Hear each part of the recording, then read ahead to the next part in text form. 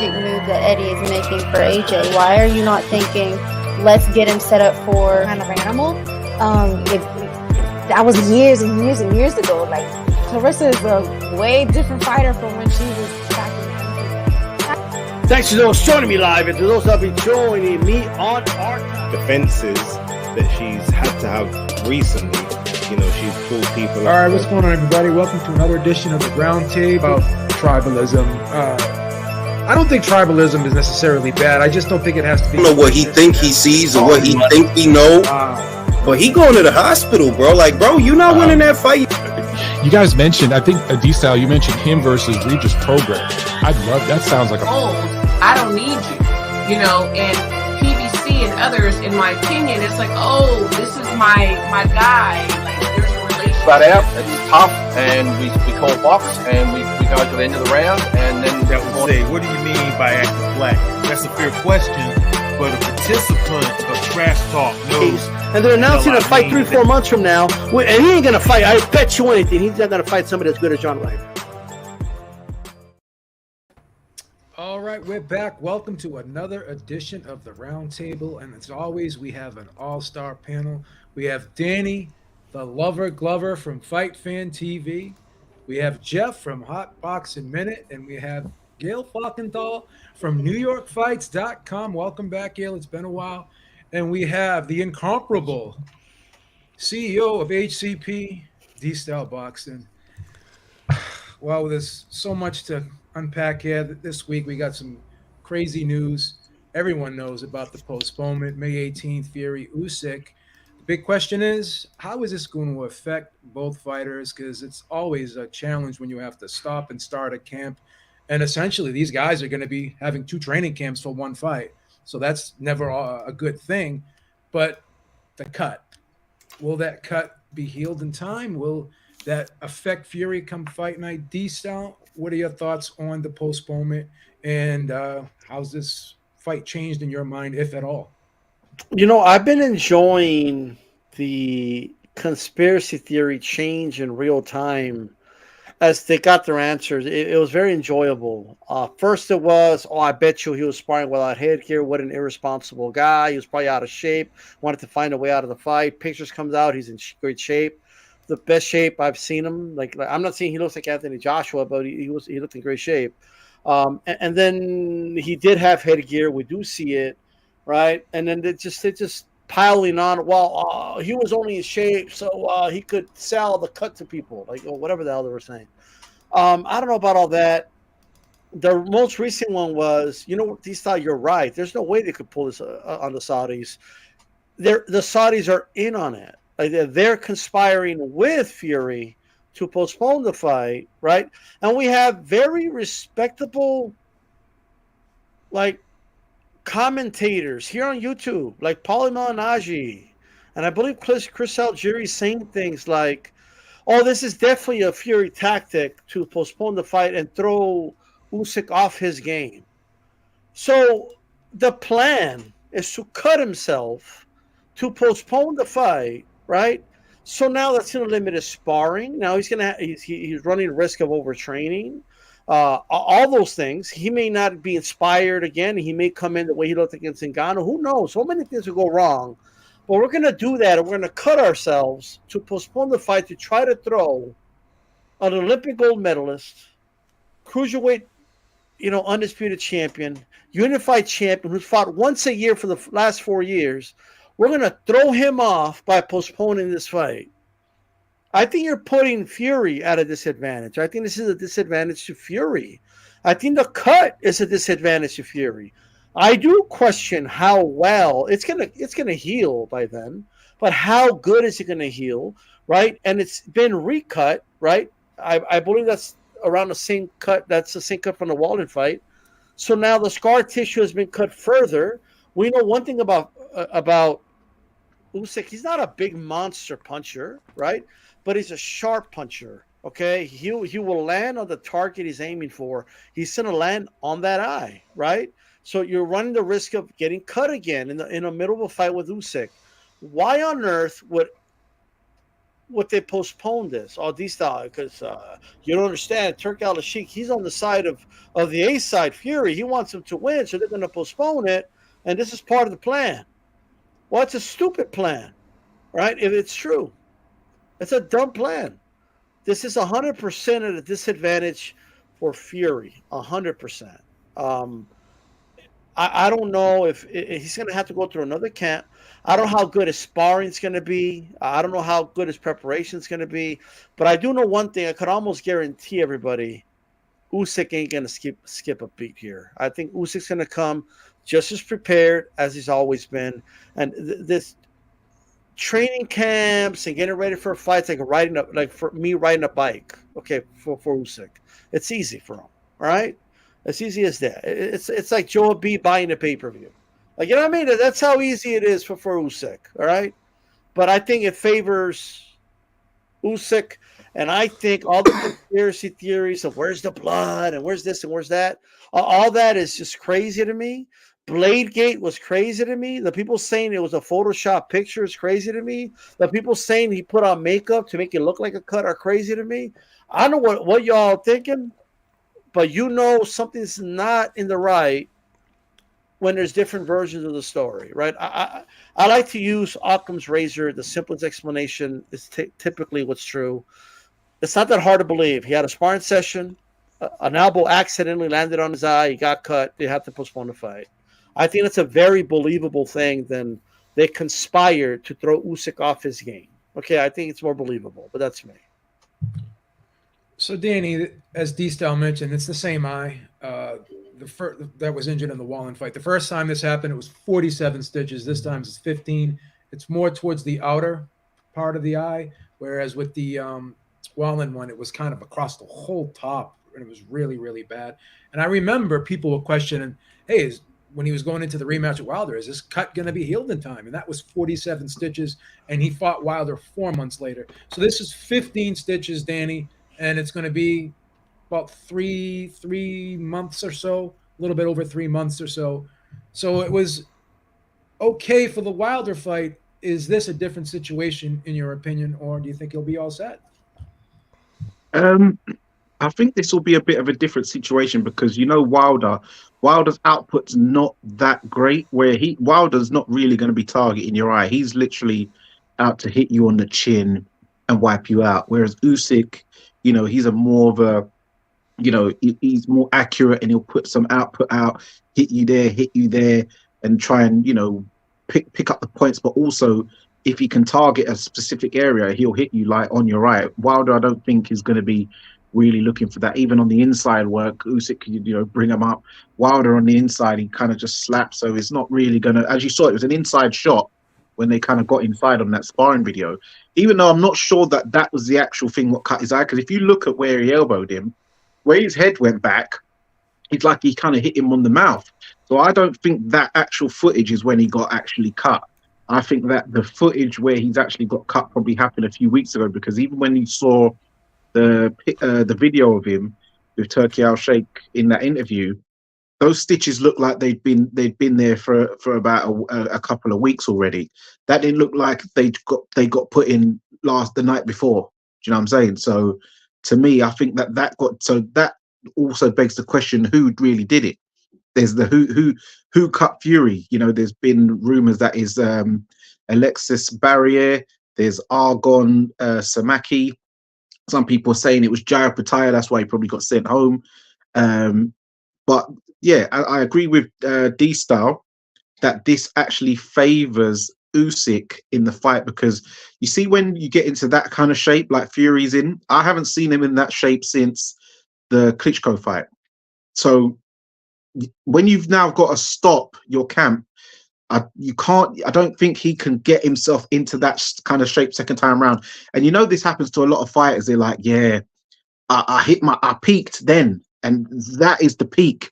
And once you off peak, you can't get to that same level of peakness again. Whereas Usyk, he looked like he was kind of going through the motions. He didn't look like, oh yeah, he's in some tremendous looking physique. He just looked like he's training normal, sparring normal. So he hadn't actually even peaked yet. Whereas Fury in those photos looked peaked.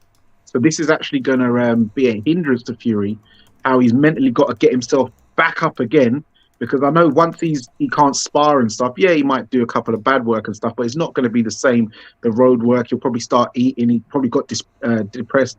The only good thing about it is that he's in Saudi Arabia, so he can't grab some beers and stuff like that, because he'll get back on the beers. But I think food-wise, he'll probably scoff a bit, and I don't think he'll get to the same peakness. But I always thought that Usyk would beat Fury anyway.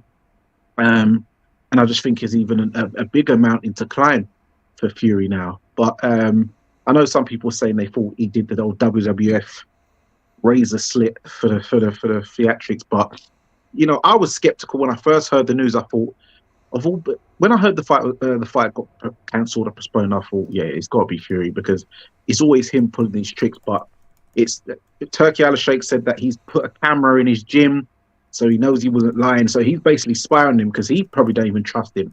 So he's got cameras in his gym watching him train every day. So that just shows you the level of trust he has, because he says he doesn't have cameras spying on Usyk's gym, but he's got cameras in Fury's gym. So he knows this guy is known to pull. Because remember, he's done the Saudis over last year or a year before, why they was even, they didn't even really want to do any business with him. But it wasn't Turkey Al-Sheikh involved in that one.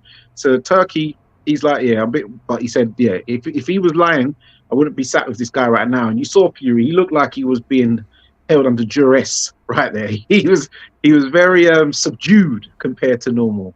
So yeah, that's my opinion on that. So Jeff, I think both guys did look in tremendous shape, but there's a stop and a start here, and both guys peaked. They were or close to it, and now they gotta try to get to that level again. Do you agree with Danny? Do you think it's going to affect Fury more, because sometimes when he's in between fights, he can kind of go off track a little bit, but Usyk doesn't really have that reputation. I don't know. There's no real tell in a situation like this. I don't think, like, historically, what we've seen in the past, like, really points no indicator to who is gonna fall about in the wayside due to a postponement. Like, the one historical examples I could think of is like Sonny Liston had to postpone the fight with Ali in a rematch because Ali herniated a disc or something like that, so they had to postpone it. According to Liston's camp, he was in the best condition he had ever been in his whole life, and many suspect he would have done a lot better in the rematch. And then involving Muhammad Ali and George Foreman when they fought in Africa, they said, I think Foreman cut himself, and we saw how that ended up for Foreman. So, in the end, the injuries happened to opposite people. Same result, Muhammad Ali won. I don't know if it works in favor or against Tyson Fury. I think a cut in the eye is definitely something to be concerned about, because it seems to be around the same area as his previous cuts were. And like Danny alluded to earlier, this isn't some bludgeoning guy with a billy club type hand like Deontay Wilder, who's just trying to get that right to land anywhere on you. Alexander Usyk, he's going to aim for that eye. You better believe your bottom dollar is going to aim for that eye. I don't know if Tyson Fury will have a problem getting back into the same physical condition. Tyson Fury, based on his past fight history, has shown me that he's somebody that fights up to the level of his competition. And if anything, it just shows that his eye is going to be a little more vulnerable and probably targeted by Alexander Usyk. But I don't know if it's going to make a big difference. They both have, their last fight, I think, for Usyk was in August. For Tyson Fury was in October. So it isn't like there's some extended period outside the ring that one's going to be able to leverage against the other, like, say, Deontay Wilder being out for 17 months or something to that effect. So it's still up in the air, but I do think the eye's definitely susceptible to being targeted by Alexander Usyk, and I'm pretty sure he's going to go for the gusto on that eye. That jab is going to be up in Fury's eye all night. So, Gail, I do agree with Jeff in one of the points he made. Like, Fury does rise to the occasion, and when he has his back up against the wall, and when it appears as though like the weight of the world is on his shoulders and everyone's against him, that's when he's at his best. And everybody's not, I don't want to say everybody, but there's a large contingent of people that are questioning Fury, not only just the cut, but his desire to want this fight. They're insinuating that he's even scared of Usyk, and he didn't react too well to that. So my question is that going to add some fuel to the fire for Fury? Are we going to see the best version of Tyson Fury as a result of all this criticism? Well, I do think you're going to see the best version of Tyson Fury, and you're going to see the best version of Alexander Usyk because of the stakes long before the cut. Long before the cut. This is an unprecedented four-belt era unification of the glamour division of boxing, the heavyweight division, for big, big money that we couldn't have even imagined being present 6 months ago. But we have on this show spent the first 15 minutes talking about various theories, how to happen, what does it mean? You know what? Sometimes a cut is just a cut. It's a cut. Guys spar, they get hurt. Nobody goes into a fight 100% after training. They're banged up, they're cut, they've got a back problem. A lot of it we never hear about. And in the pre-digital era, we never heard about it. Who the hell knows what guys are dealing with until they fessed up long after they hung up the gloves. So it's just a cut. But it is boxing in 2024, and everybody's got to have something to talk about and conspire and theorize. And, most of the time, Occam's razor, you're right. It was a cut in sparring. That's it. But where's the fun in that? That's a very short sentence. We've just spent now 16 plus minutes talking about this. It's delaying the fight. It looked like a cut in the area where Valine got him several years ago. It's not a horrific cut. I mean, we've certainly all seen worse. If it's just repaired with, I've heard every damn number of stitches possible, 15, 40. I mean, it's just, again, crazy business. I think if he gets it basically put back together May 18th, we're good to go. Whether he has gotten past a peak, that's an interesting question, and we'll only be able to answer it after we see the fight. But I do think he got a big darn wake-up call and a scare from Francis Ngannou.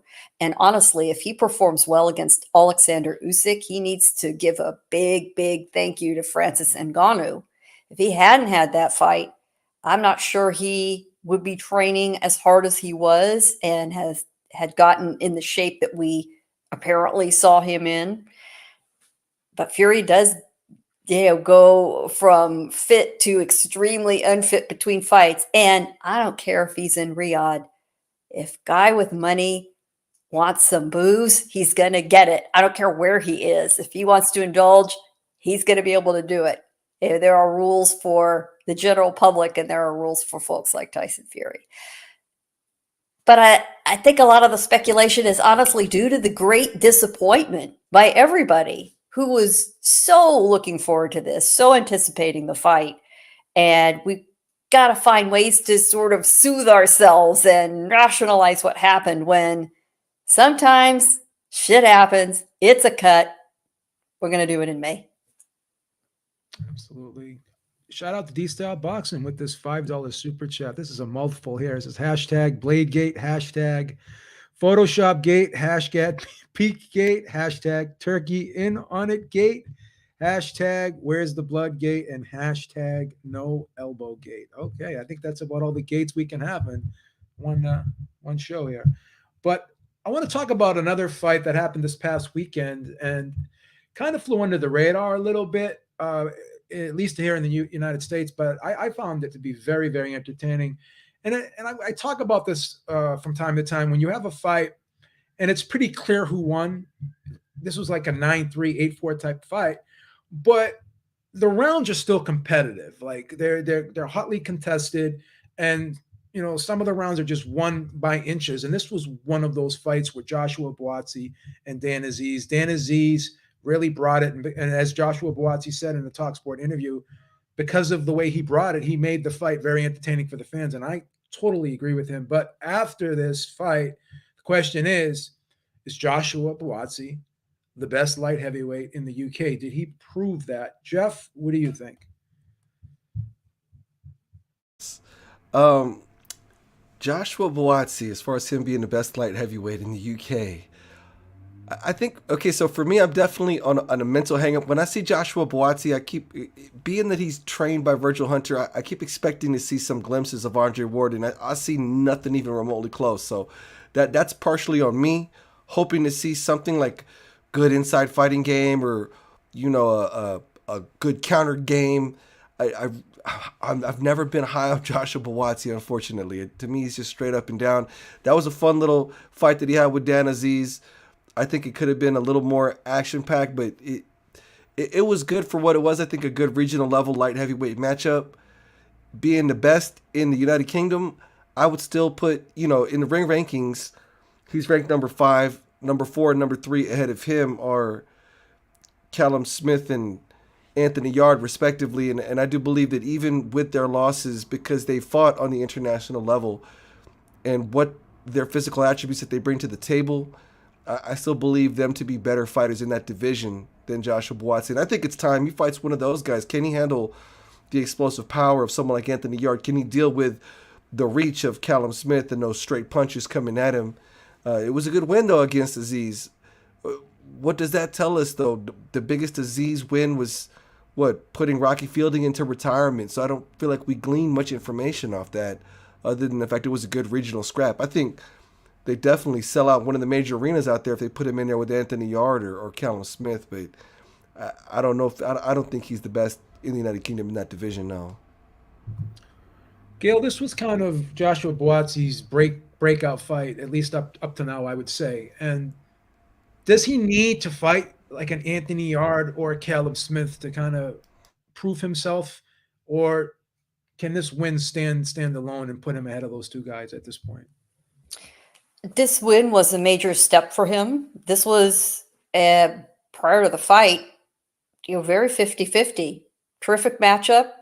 When there's a good fight and a great win, it takes a great dance partner. And the fact that these guys were able to put their longtime friendship and knowledge of each other aside to deliver this kind of fight.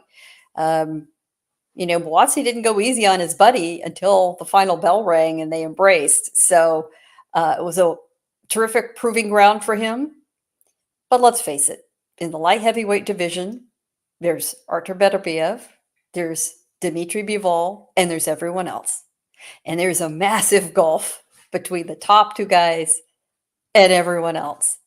And we also have some young rising stars sort of floating underneath light heavyweight at super middleweight who, due to their age, physique, getting their man strength, you know, all of that, you know they're going to end up at light heavyweight someday. And there is some serious talent lurking underneath among these young guys who are going to be the next generation of great light heavyweights. The current group in that division, again, other than our two guys at the top, you know, they all sort of mold together.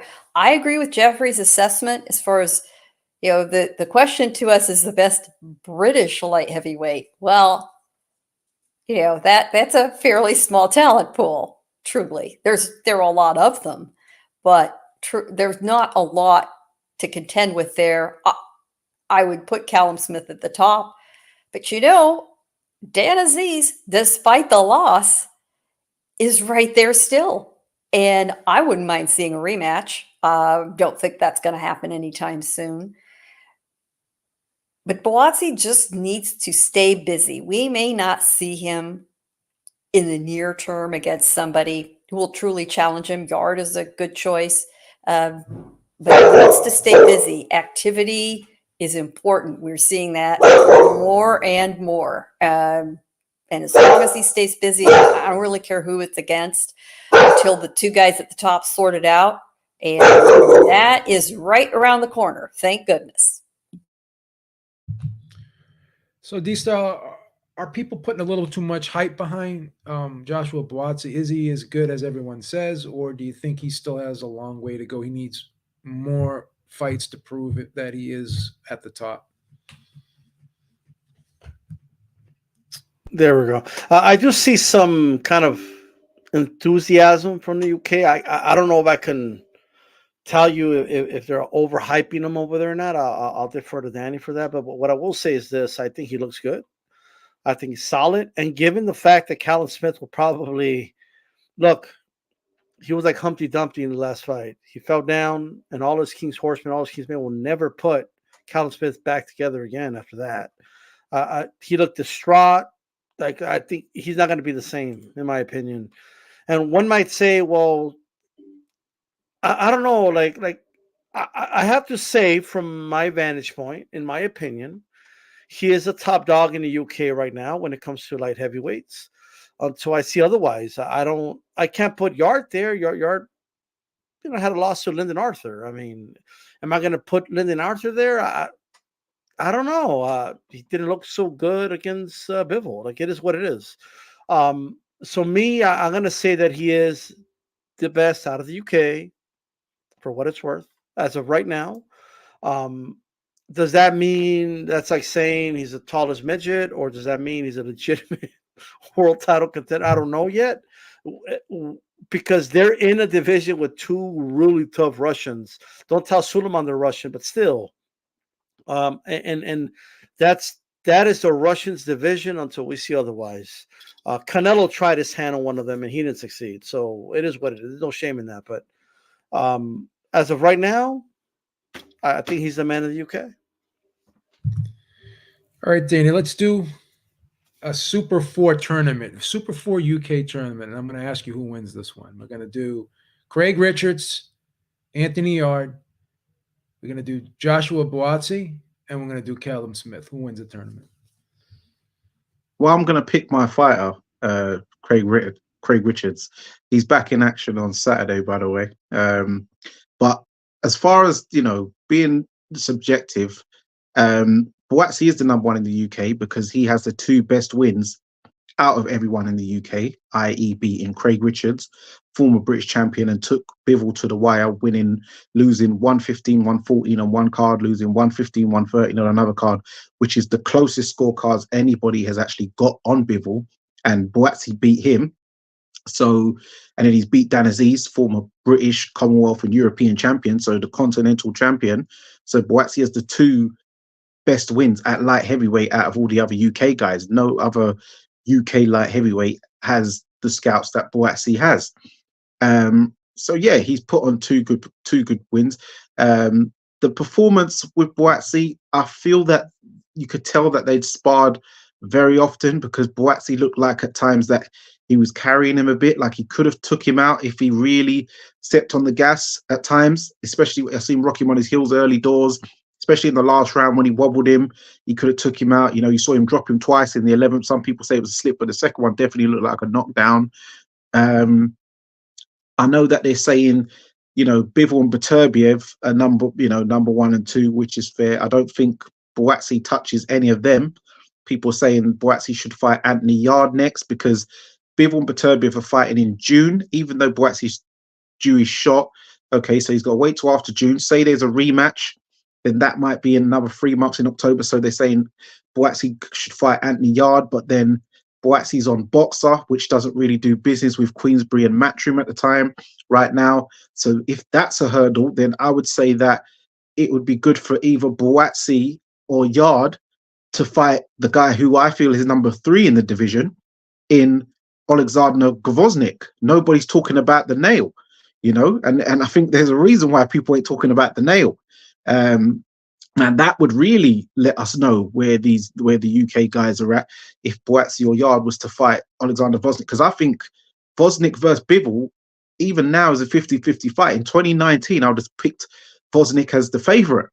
So yeah, if the Buatsi Yard fight can't happen, one of them should fight Gvozdyk, because I think his Bivol, Beterbiev, there, Gvozdyk is just underneath. And then, the UK guys, but, I know some people say, the UK is not really a big pool, but the UK guys are better than the American guys. There ain't no Americans these days. Even Marcus Brown and Joseph Jr., they've gone up to cruiserweight now. So there's no American light heavyweights left right now. So UK's doing quite well, in my opinion. But right now it does belong to Russia and then Ukraine, which is so Eastern Europeans ruling the division. Then I say Britain's the second country, definitely taking this stuff. Shh, they're not from Russia. Oh no, sorry, Chechnya and Kyrgyzstan / Moldova, Korea.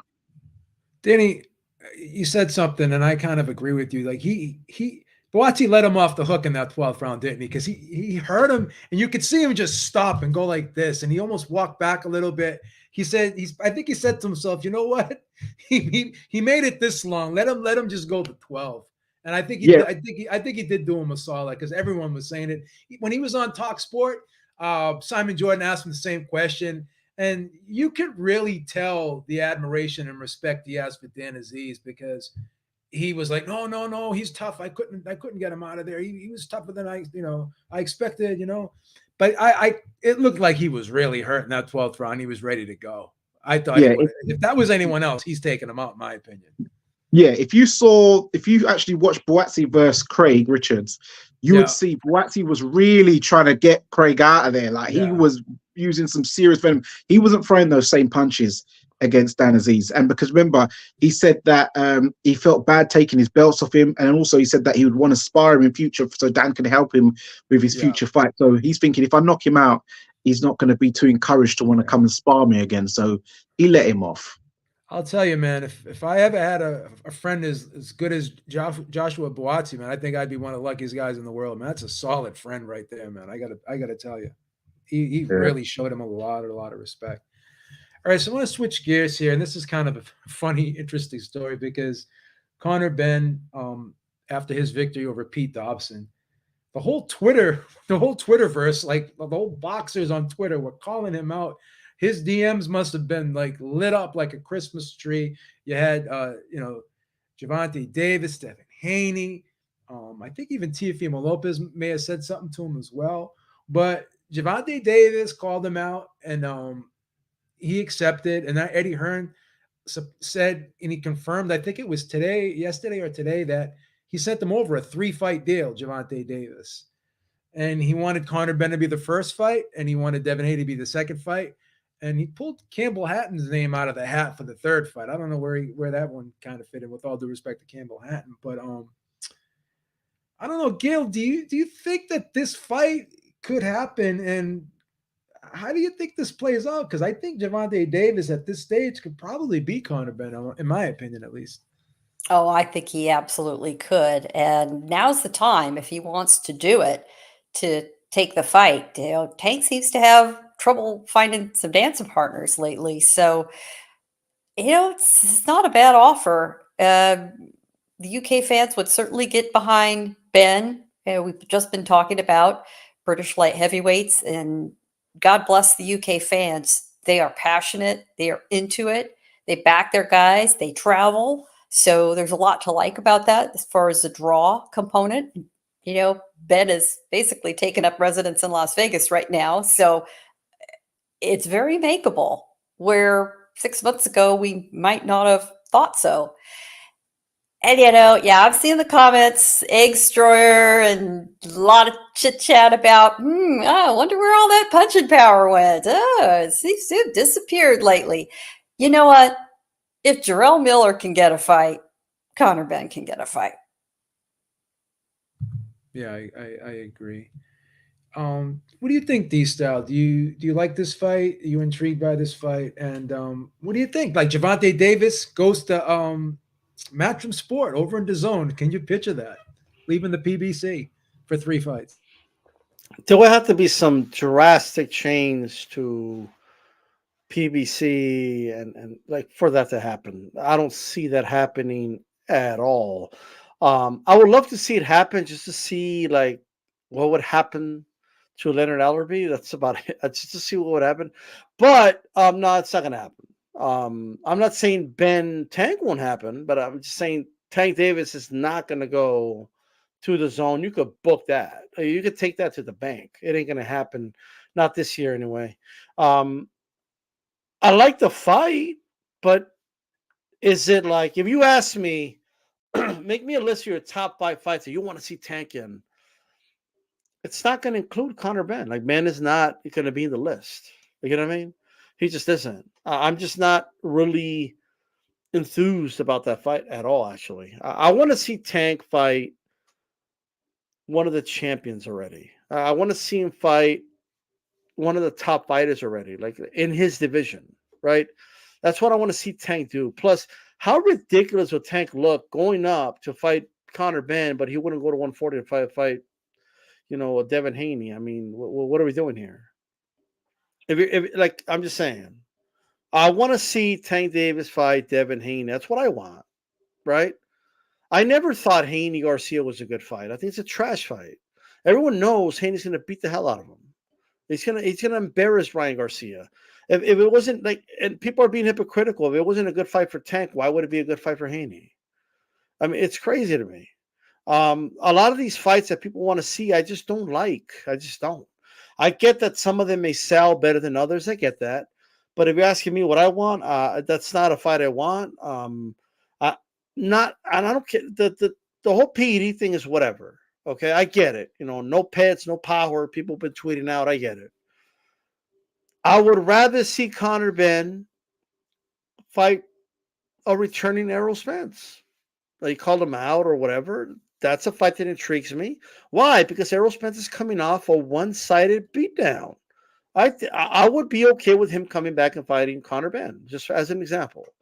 But I don't want to see Conor Benn fight the very top. Another fight, if he wants to do it at 154 or a catch weight at 155, fight Virgil Ortiz. That's another fight I wouldn't mind, right? You want to do Matchroom versus Golden Boy? There you go. Okay, Oscar wins that one all day, but let's do it if you want. There's just better options, and that's just how I feel about that. And I do not. I wouldn't be against it. It's just not a fight I'm clamoring for, quite frankly.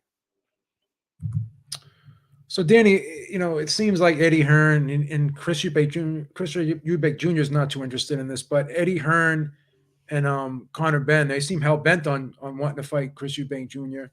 But if you put him in there with a Tank Davis and then you follow it up with a Devin Haney, I mean, he could lose both those fights. And would the Chris Eubank Jr. fight still be viable at that point? Or is that even going to happen, in your opinion, with Conor Benn and Chris Eubank Jr.? Because they've been talking about that for a long time. And I just think Chris is way too big for Conor, in my opinion. Yes, well, I think the last two fights of Ben have shown that Chris is going to be too big. But Conor won't mind doing it because it's that same thing with the Amir Khan Kell Brook thing. He won't mind fighting Boots Ennis, Terence Crawford, because I'm meant to lose these fights and they're Americans. But if you lose to the hometown guy, and also, no, sorry, he won't mind losing to Chris Eubank Jr. because he loses to him, it will be, he's 160 anyway. But if he loses to guys his weight, that actually puts his actual level into perspective, because he hasn't even gone for the British title yet. He hasn't even fought guys like Ekal Essuman or Harry Scarf. He was fighting guys over the hill who was, doing PE teaching and color commentary, like Chris Algieri, Van Herden. These guys weren't even boxers anymore. Before that, he went points with Adrian Granados. He went points with Sebastian Formella. So I know people were saying, all of a sudden this explosive power, but he was knocking out guys who was over the hill. Yes, and then when he's hitting guys like Pistol Pete and the Mexican dude, he's not really hurting them. So he won't be able to hurt Chris Eubank Jr. Devin Haney will be way too skillful for him. But then it's like, okay, why are you trying to fight either a guy who's 2 weights above you, or you're trying to bring up guys from 135, 140 in Devin Haney, Tank Davis? Why are you not calling out the 147 guys? Because I haven't actually seen him call out Errol Spence. Even Errol Spence was clowning him, saying, exactly, I didn't even know who's fighting today, who's fighting. But he's not actually calling out Errol Spence, because I think he knows Errol will take the fight. He's not really calling out Boots. He'll say his name, but he's not really trying to get it in the ring with him. Otherwise, that fight can be made. He's trying to it's half cherry picking, which is quite annoying. But then Gervonta Davis, as D Styles kind of took the words out of my mouth, is a bit strange how he's willing to go up to 147 to fight Conor Benn, but then you're talking about Haney's too big at 140, and he's literally only just gone there for his first fight the other day. He's 135, but you won't go up there. But then you'll fight Mario Barrios at 140, but you won't fight Devin Haney at 140. But I think he would beat Conor, because stylistically wise, what Tank would do, he would use that counter punching style. Anytime he fights someone bigger, Tank, he uses counter punching like what he did against Mario Barrios, what he did against Ryan Garcia, what he done against Rolly. If you're smaller than him, like Pedraza, Leo Santa Cruz, then he will walk you down. But if you're bigger than him, you use the counter punch style. And because Conor's so aggressive, you see he overcommits so much. He'd be looking to use that counter uppercut, counter straight. Like he'd walk Conor into a shot and probably take him out if he's. But that still, it'll still annoy me because it's like, all right, so you beat once you I wouldn't mind him fighting Conor, to be fair, because when he does, then there'll be absolutely no excuse why he can't fight Devin. Then that will be game set match then for him. Yeah, but Ryan Garcia's too big and strong for him. But after he fought Barrios was a lot bigger than him, and then he started saying that guys who were talented like Haney and Shakur and all those guys, he didn't want to fight those guys, but he would fight Barrios, who was big too. So, and he was complaining about all this stuff with Ryan, how big Ryan was. So it's just weird the way the whole thing plays out when it comes to Tank. There's always a lot of stipulations, contingencies, and contradictory kind of things that get put out there for certain fighters, and other fighters it's okay. So I don't know. I'm just curious to see who Tank actually fights next, because we're in February right now, and there's no fight announced. There's like one PBC fight announced, and I thought Tank was supposed to be the second guy to come out of the blocks here, but there's nothing on the table for him right now. So we'll see what happens. Well, Floyd said that he's meant to be bringing him to the UK to fight somebody, so I don't know who it's meant to be. Yeah, who's it going to be? I mean, maybe it is Conor. Who knows? Might be, but Conor can't fight in the UK at the moment. I know when he fought Ryan Walsh that time, or Liam Walsh, one of the Walsh brothers, years ago. Yeah, but I'm not sure who he'd fight this time, but I guess he wants to get his profile out, and he could probably fight on the zone because maybe the Amazon deal is not going as good as the people are thinking. Yeah.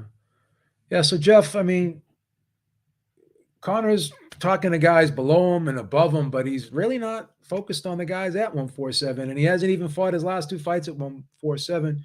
What's going on with Conor? And do you think that Pete Dobson fight kind of just opened a lot of fighters' eyes, and they're like saying to themselves, this guy's got a big name, he's got a lot of hype behind him. But maybe he's not as good as everyone thinks he is. Oh, for sure. After that fight against Pistol Pete Dobson, the great Pistol Pete Dobson, a lot of fighters smell the blood in the water. They know that Conor Benn has a lot of name recognition, and he's clearly a different fighter when he's not under the influence of heavy eggs. So a lot of people saw that and were like, hey, let's call his name out, and amongst them was young Abdul Wahid, and that really isn't a fight that is on anybody's radar, to be realistic. I mean, His Excellency Turki Al-Sheikh told the big homie Aid Oladipo, summon Heyman, I want to get the fight with Abdul Wahid and Devin the Dream Haney for not one, two Ferraris. Tank said he would humor that idea, and it looks like Turki Al-Sheikh found the price too spicy. I think this whole episode going on with Conor Benn and Gervonta Davis is just Gervonta swinging his social media weight around, peeing on a fan's head and selling it as rain, so to speak. Basically, hey, you guys respectfully approached him, and Bill Haney approached Conor Benn. Let me show you what it looks like when you've got a real pull and you got real power behind your name. And because the whole world stops when Gervonta talks and speaks. The whole world stops because he's one of the faces of the sport. He has that kind of attention and that kind of pull, whether or not we want to accept it or not. It is what it is. But I realistically, I don't see that fight happening. Conor Benn doesn't have the complexion for the selection to get the Tank Davis fight. He doesn't quite roll his R's very well. He does speak a little bit of Spanish, but I don't think it's enough to fly under the Puerto Rican banner at all. So I think it's just for the sake of ish and giggles on Tank's part. He's just sitting there in the gym in Baltimore because he can't really leave the city, just laughing at the phone and everyone's responses to this Conor Benn idea. He's not going to move up to fight someone that's 147 pounds. But oddly enough, if he were to step in the ring with Conor Benn, which would be a semi-dangerous fight, I do think Conor Benn is predictable enough to be countered, knocked out by someone of Tank's skill set. I think Devin Haney presents a lot more problems than would a Conor Benn inside a ring with Abdul Wahid. But yeah, I don't think that fight is realistic at all. I don't think it has any reality base in it. I think it's just Tank doing a major troll move on everybody and just get ready for the Rayo Valenzuela announcement. So this fight I heard about, this potential fight, and it looks like, from what I've been hearing, it's getting a lot of steam behind it, is this potential fight with Subriel Matias versus Liam Paro. And Liam Paro is coming off a very, very impressive knockout over Montana Love. And he's got a very fan-friendly style. He's a heavy hitter himself, knockout type artist. But Subriel Matias has just been a steamroll. He's been steamrolling people. He's been a steamroller. I don't know if this is a little bit too soon for a guy like Paro, but I'm sure he'll bring it if this fight does happen, and it looks like it may. What do you think, Danny? Subriel Matias, Liam Paro, will someone finally stand up to this guy and not have to kind of retire on the stool like just about everyone else has? I don't think he'll retire on his stool. He'll probably get knocked out though. But yeah, it's one of them fights, two big punches. But I think Subriel Matias, his power is undeniable at the end of the day. And I think it is a bit too. I think with Liam Paro, I thought like Eddie would have probably got him some other fights. Get the Australian market behind him and get him some nice wins and really build him and make some money out of him. Because throwing him in there with Matias so soon is like, well, you could have kind of made some money first before you throw in with him. Because Matias, you might, even if you get options on him, he doesn't speak English, does he? So it's like he's a bit of a hard sell. His sell is you're going to get you can sell him as he's going to give someone a beatdown and knockout. But marketability wise, I think Liam Paro is probably the guy you would more want to stick with, because the Australian circuit is becoming quite popping as of late. But I just see Subriel Matias stopping him at the end of the day, and I think it's not actually a wise move by DAZN to stick Liam in there. They could have gone a different route with him first. Yeah, but like you said, do you think that Eddie will probably get options on Subriel, or do you think Subriel may leave the PBC and come over to Matchroom? Because I'm hearing rumors about that, but I'm not 100% certain on that. Yeah, I think they probably have got options on Subriel, because I don't think Eddie would want to throw his guy in with Subriel for no reason. Subriel is definitely the favorite, so he must have some kind of options. But as I'm saying, even so, it's like he doesn't speak English, so it's still not really the ideal guy to have the options on, because I think Liam Paro it's more marketable. You can get more out of him, because you can have you can throw him on some of the DAZN Australia shows, and you've got a good contingency of Australian fighters and New Zealand fighters. Those guys coming through, the Jaya Patayas and George Kambosos and some of those guys. So you could throw Liam Paro in, and on an undercard, chief support, some main events out there, like on some lower shows. And Subriel, main event wise, you can't stick him main event unless he's got a good dance partner, and he doesn't speak English, so he's not. I don't think it's actually a good move, a good trade-off, in my opinion. So Jeff, I mean, is this a little bit too quick, too soon for Paro? I mean, is he in over his head? And is Eddie making a mistake here? It's because it seems like a kind of a tough fight for this stage of his career. Maybe give him another couple building type fights, I would say, before this. But I don't know. I don't know if Liam Paro is ready for a fight with Subriel Matias. I'll watch it though. I like Liam Paro up until this point in his career. I'm glad he did what he did to Montana Love and expose that. It should have been Stevie Sparks, but I think Liam Paro's tough. He's a southpaw and has his little quirks to his game. He's a puncher, but Subriel Matias is a monster of a whole different order.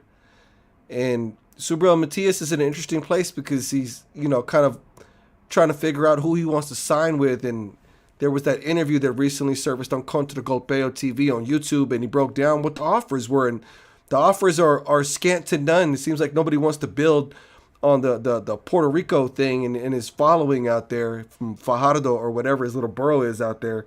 I think we can get like, a Juanma Lopez kind of thing and put fights out there in Puerto Rico with him if you market him correctly, similar to what, Jake Paul is doing with Amanda Serrano.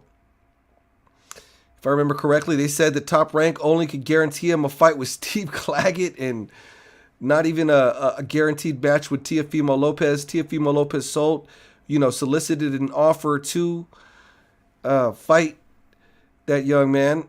And apparently, there were accusations. I talked to Coach Panda and all them, and they said that both his hands were needing some time to rehabilitate. So some suspect that offer was made in bad faith.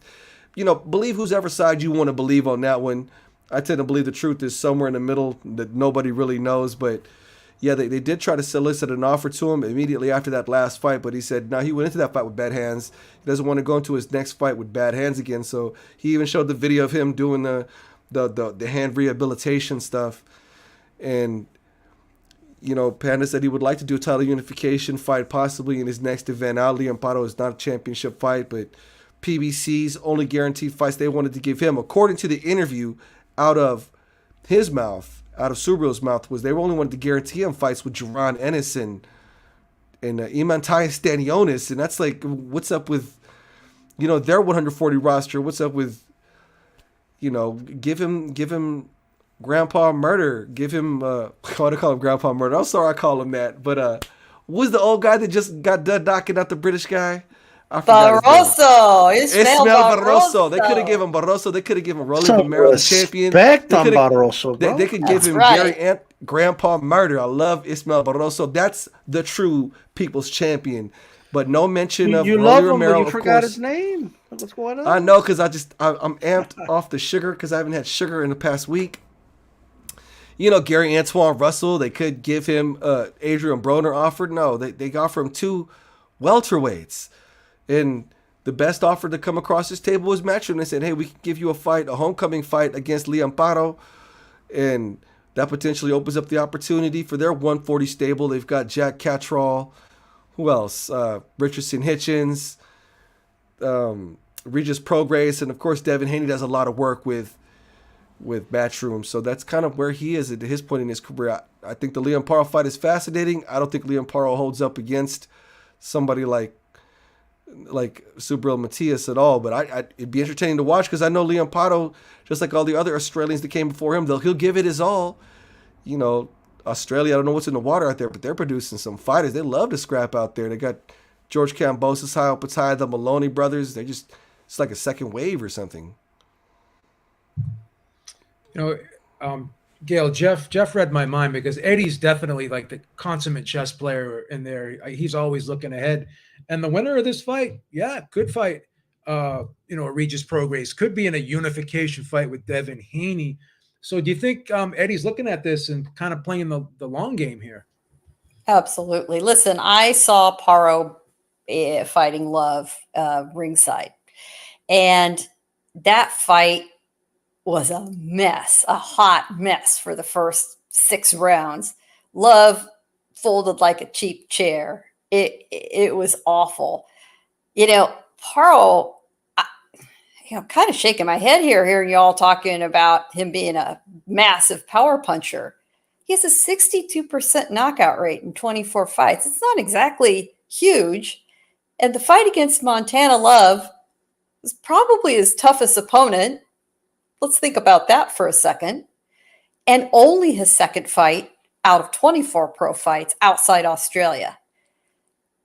He hasn't faced exactly the toughest level of opposition, and he's only got 50 knockouts out of 24 fights.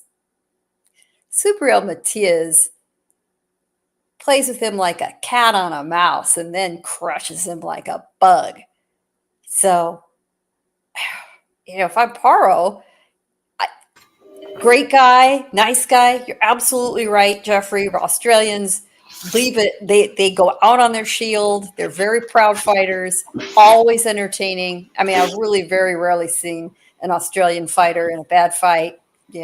George Kambosos aside occasionally, but it's not a real good matchup for Paro. The problem is Subriel Matias falls in that category of fighters who the risk versus reward ratio is so low. They don't have a massive fan base. They are very dangerous. And a general audience doesn't know who they are. Now, it would be brilliant to put it in Puerto Rico because it would be a huge homecoming fight Matchroom is very good about moving their events around the country. So that part of it makes sense. But Paro is the sacrificial lamb here. I mean, I don't think long term, despite anything nice Eddie says about his fighters, he's very realistic about where he thinks they could go. And if he wants to make a marquee fight for Matias, it will do great business in Puerto Rico. It will help call attention to him among the Boricua fan base in the continental U.S., and Paro will go down. Just, for a lot of strategic reasons, it's a good fight. For Liam Paro, not a great matchup.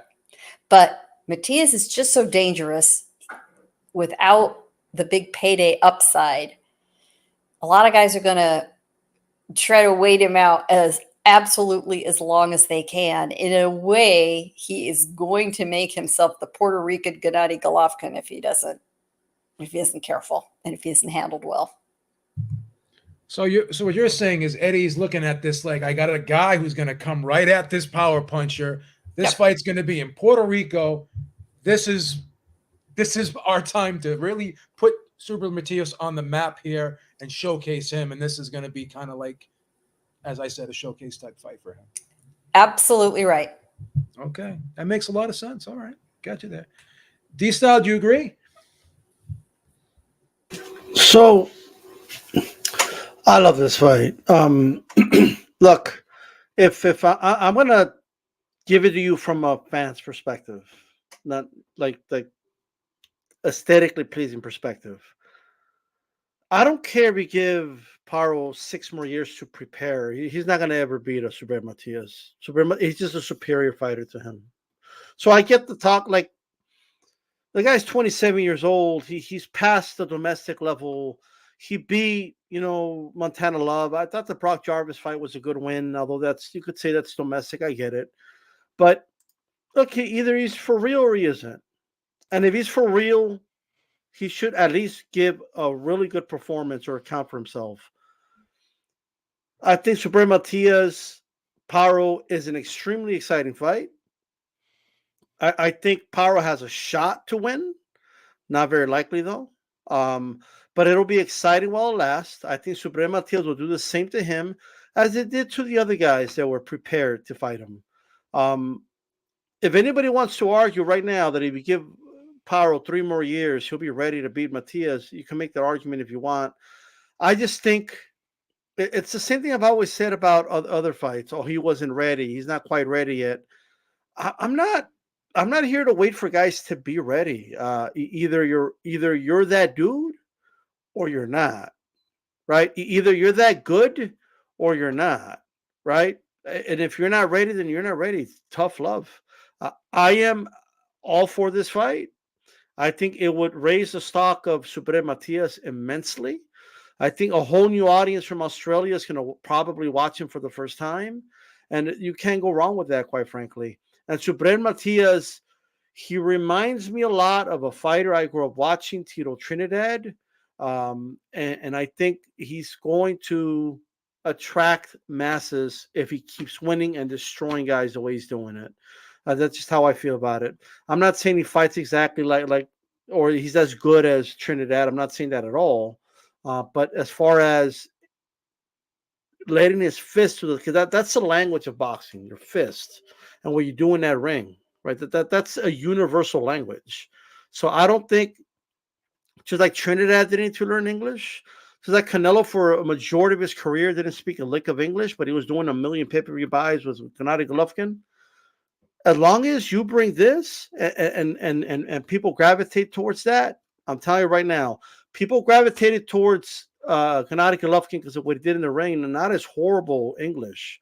I don't think anybody was like, yes, I'm a big fan. Yeah. Like, you know what I mean? People love to see exciting fighters. Subriel Matias is must-watch TV, and so is William Paro. Put him in the ring together to fight. Let's do it. Like I'm all for it. So I say let's do it. Yeah, what I will say, what they can do with Subriel Matias, if Eddie actually, one thing he could do, seeing as he is Puerto Rican, He could stick him in and base him in the New York circuit and get that crowd behind him and put him on that Edgar Berlanga card, seeing as they've got Edgar Berlanga, and they can market him behind him. And that will grow the Puerto Rican fan base that way, I believe, seeing as his English isn't, the best. So Killer Calix, I'm assuming in this fight, Subriel Matias versus Liam Paro, it looks like it's going to happen. Heavily rumored for the summertime in Puerto Rico. I'm guessing you're going to take the knockout proposition with Matias. I love this fight. I'm just shocked. I'm shocked that D-Style is going against his countryman in Paro. He pretends to be the face of Australian boxing on the YTBC, yet he continues to pick against Australian fighters. I don't get it. Like, why? How are you double picking agent? against? He's a double agent. He's a double agent. He's always been. I'll have you know, my nickname is RCE. I'm just putting that out there. Don't break out the accent. He's always been a plant. He's always been a plant. He's a plant. This is a psyop he's running. But in all seriousness, I love the fight because Paro's a hell of a fighter. These Australian dudes, man, they're a different breed. And, D-Style and I talked to Glenn Jennings about that. Like, it's a different pipeline that's running with these Australian fighters right now. They are tough. That's a tough breed. Even the guy that fought in Billy, like, he has a low ceiling. He's not that good of a fighter, but that guy's chin, like, and Billy could have killed that dude had they not stopped because he was not going anywhere. These are tough fighters. Paro was caught from that cloth as well.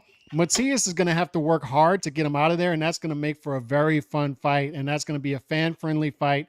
Perfect fight to put in Puerto Rico. And I'm happy for Matias that he got off of PBC Island at the right time, I think. And being with Matchroom, the guys who are free right now and aren't doing long-term contracts, locking themselves into networks and promotional companies, no matter who they are, for a long time, those are the guys who are going to be winning in this current market. The guys who are entertaining, the guys who are active, and the guys who are free to go hop from network to network after 2 or 3 fight deals. So I'm happy for Matias because he's a fan-friendly fighter, and we just need that guy active. So, Calix, is Matias going to be off PBC Island for good, or is this a one-off, or is Eddie going to have a couple fights with him? Do you know anything about that? I don't know anything about it, but because I've been hearing maybe he may be working with Eddie for a couple fights. But what I've seen from Eddie, what he does, he did this with Regis program. Regis was smart to turn down the long-term top-rank deal to go with the Matchroom deal. Is they promised Regis Prograis 3 fights within 13 months. They promised him his dates. So he got his dates. He's got one more fight with them. So go get your dates.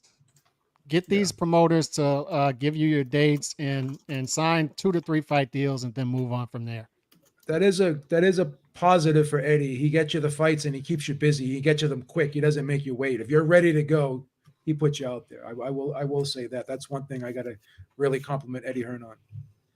So, this is a funny one because I kind of went back and forth with this. And there was a time when maybe I didn't think this, but Terence Crawford tweeted out that himself versus Canelo Alvarez is the biggest fight in boxing right now. And I kind of thought about that. And I'm like, well, that Errol Spence fight really, really did increase Terence Crawford's profile. He did a lot of media after that. He was doing a lot of media before that. And a lot of people were exposed to Terence Crawford in the mainstream that weren't. I mean, he was on CBS in the morning doing an interview as well. So I used to think that the David Benavidez fight versus Canelo would be bigger than this, but I don't think so anymore. I think he may be right here. I think he has a legitimate claim, and I would not be surprised if this is the next fight, and then maybe the Benavidez fight is in September. This may surpass the Charlo fight. This may just supersede that fight, in my opinion. So, Calix, is Terence Crawford right? Is this the biggest fight in boxing right now, him versus Canelo Alvarez? I would say, yeah. We've been going back and forth on this. D-Style and I think, have had disagreements on this. I think you and I probably had disagreement on this initially. Was what's the bigger fight? Is it Bud Crawford and Benavidez? And quite frankly, we're just not going to know, right? Because even if he fights Bud Crawford and it does 1.5 to 2 million pay-per-view buys, you're still thinking, like, would Benavidez have done more? And I've had smart guys tell me that Mexico versus Mexico is still the fight to make. Anytime you have Mexico versus Mexico, 1 and 2 in the division, you make that fight. And that's where I stand as a fan. I want the Benavidez fight. I disagree with you. I don't think the big fight is coming May. I think that's going to be the September fight, whether it be Bud or Benavidez. And I'm thinking it's going to be Bud. And I think you can certainly make the argument it's the biggest fight in boxing. But I don't know, B. You could go either way with that. It could be Benavidez. It could be Bud. I hope you're right, though. I hope we get the big fight made, because one thing that's lurking out there is Dana White said it again. He said he's going heavy, the Sphere, Mexican Independence Day weekend. And I know if Canelo fights Bud or Benavidez Independence Day weekend, it's going to be the biggest event. We know that, but you still have that there. I'm interested to see what happens, how that plays out as well. Well, I'm going to tell you this. I'm almost 99.9% sure Benavidez is going to be the September fight. But I'm starting to get a feeling that this Crawford fight may be in May, because Crawford's tweeting out a lot of stuff about it. And why is he talking about this fight all of a sudden? Like, this is the biggest fight. It's almost like he may know something that we don't. I don't know. I don't want to play conspiracy theorists, because I like to do that sometimes. But I have a feeling it could be Crawford then Benavidez. Imagine Maybe. that. That would be. I wouldn't have a problem with that. What do you think, Jeff? Am I onto something here? I don't know. I've always wanted that fight with Terence Crawford. As soon as it was like the idea was just brought up, I don't remember if it was somebody asked Terence Crawford or somebody asked Canelo, and just one of those weird left field questions. I think it's a great idea. I believe Terence Crawford has shown that he has more marketability than David Benavidez, even though I think as far as overall what's one of the fights that we want to see in 2024, I think your average boxing fan will say, oh, Benavidez versus Canelo. In effect, with Canelo, it really doesn't matter who you put in front of him. He's going to sell like 500,000, 600,000, 700,000 pay-per-views regardless. And the David Benavidez fans online are very fascinating, because it's every time I see them get really vocal online, it kind of reminds me of this old LL Cool J verse. He was beefing with this guy named Cannabis, and he said, understand this, because 99% of your fans don't exist. So when you hear them so loud on social media, it's not reflected in the actual pay-per-view numbers. That 30,000, 60,000 pay-per-view numbers he's selling, it's not reflective of his 6,000 tickets that he sold at home in Phoenix. No knock to David Benavidez, but when they're talking about who does Canelo want to fight next, he don't care about anything but what the numbers are looking like on his end. He's like, what were their gates looking like? What were their pay-per-views looking like? If the numbers aren't indicative of anything, then he might as well just go fight Jake Paul in a circus sideshow and make way more money. What's the point? But when you look at the marketability as far as who sold more tickets, who sold more pay-per-views, Terence Crawford has sold more pay-per-views than David Benavidez. Does that mean boxing fans in general want to see that fight more? I don't know. I've seen a lot of people who are very anti that fight with Terence Crawford. I love the idea of Terence Crawford trying to go up for 3 divisions. I don't think Terence Crawford has it in him to beat somebody of Canelo's size, but that doesn't mean I wouldn't pay $80 to see it. I'll gladly pay to see that fight. I think it's an awesome fight, and I think that based on Canelo's history, we have no reason to believe he won't give us the fights that the fans have been demanding. He might let it marinate a little bit longer than I think some folks would rather, but Canelo has never shown that he's not willing to fight who the fans ask him to fight, and right now the list is narrowing down. Benavidez and Benavidez and Terence Crawford. I'm down for both. Let's have it. Gil, is it David Benavidez or bust, or is this an acceptable fight in your opinion with Crawford? Oh, it's certainly acceptable. The question that you asked, is it the biggest fight in boxing? It's the biggest fight in North American boxing. It is not the biggest fight in boxing. Come on, there's a lot of the world, boxing world outside the United States borders, folks. The biggest fight in boxing is the one we led the program off with, Usyk Fury, to unify the heavyweight division. The heavyweight division is always going to produce the biggest fights in boxing. From there, it's a matter of regional interest, niche fan interest, You give me Naoya Inoue, that's my biggest fight, and I'll get up at 3 a.m. I'm a night owl, so I got to stay up that late. Let me at it. It's still a great fight. I love Crawford's belief in himself. That is key to a boxer's performance. The win starts and ends in the mind first and the heart. And he's got the skills to back it up. It's a steep mountain for him to climb. Jeffrey's right. Canelo is a big, big boy. If you've been around Canelo lately, my God, the girth around him at the upper body. I mean, he's almost as thick as he is wide anymore. It's the movement he still can get. It's just, well, we could go off on that for a while. I love it, but as a competitive fight, a legacy fight, it's still Benavidez.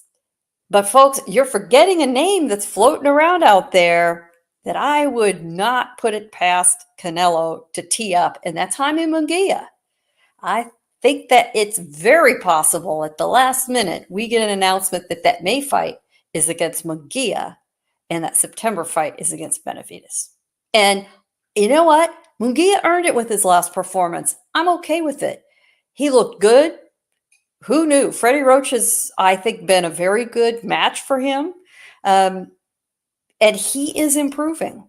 The one thing you can say about Munguia, all the criticisms he's taken aside, is he does get visibly better every fight. And I'll take work ethic every day, all day against raw skill. We've seen a lot of guys with raw skill crash and burn Adrian Broner.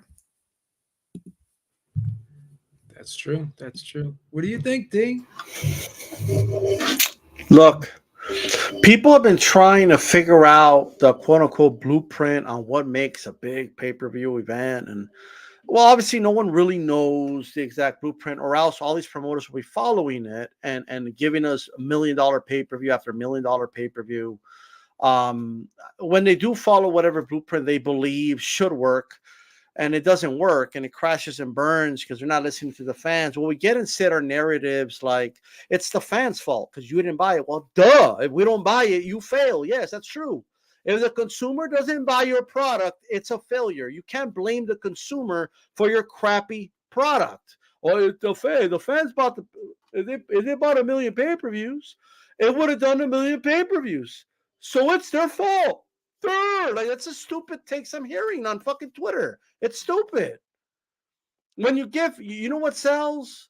When there's demand, like anything else in the market, when there's demand for it and you deliver it at the right time. There's demand for something, people will buy it. That's why there's fights. Why doesn't pirating affect the successful pay-per-views as opposed to the ones that aren't successful? Like, you know what I mean?